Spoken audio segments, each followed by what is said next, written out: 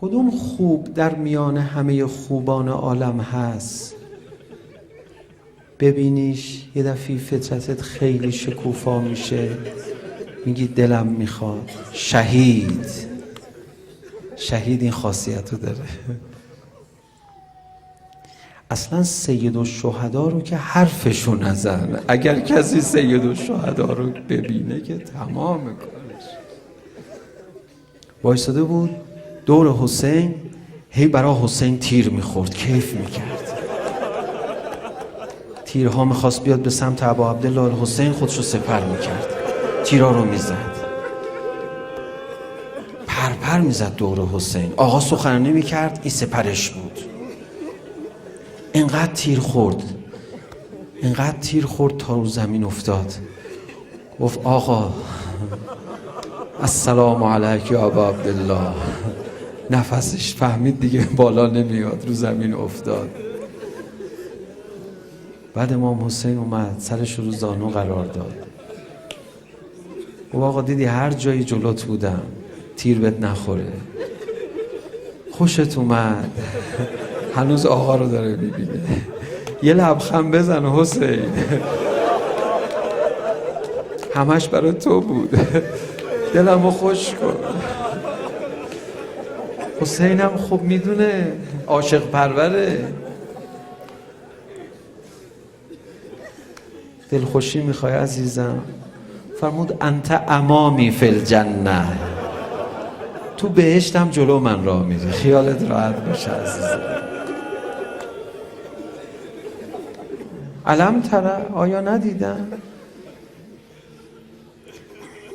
ندیدن همه برای حسین میمیرن؟ بچه ها محرم اومدید تماشا، ببینم شب عاشورا دلت میخواد. بعضیا فکر میکنن رفتن تو مجلس امام حسین، حالا کیف کردن، حال کردن، نکردن، آدم شدن، نشدن، فرقی نمیکنه. میدونی اینجا آخر خطه؟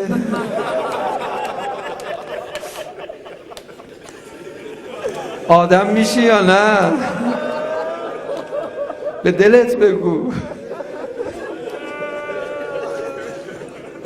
ماه رمضان آدم نشدی، الان محرمه، اینجا حسین.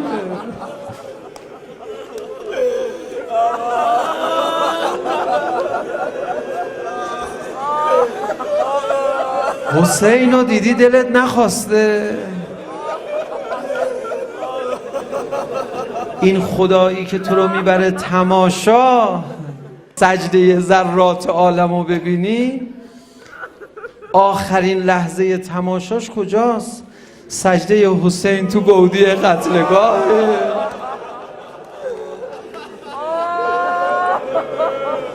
آخرش اینجاست.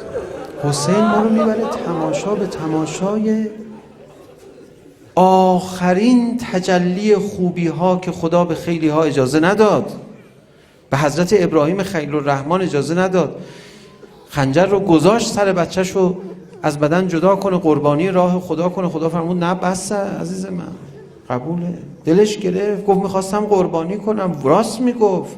خدا فرمود نمیخوام، بیشتر از این نشون نده، بسه، قبولت کردیم دیگه. اما به حسین گفت حسین تا آخرش برو.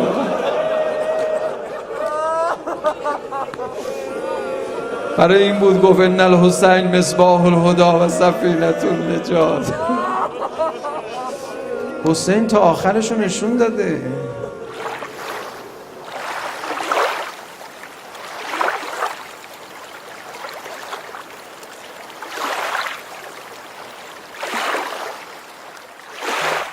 و حسین زیباترین تلاوت قرآن ناطق است و کربلای ابا عبدالله الحسین و مصائب حسین، مرور روضه ها حتی بدون سخنرانی، بدون مطالعه، تلاوت آیه های شرح شده اطرت برای قلب توست.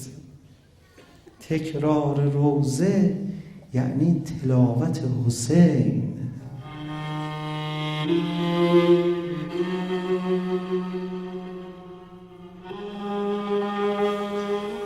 یتلو علیهم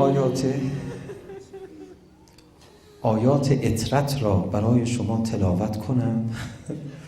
میخواید امشب بچه ها امتحان کنیم روزه بخونیم؟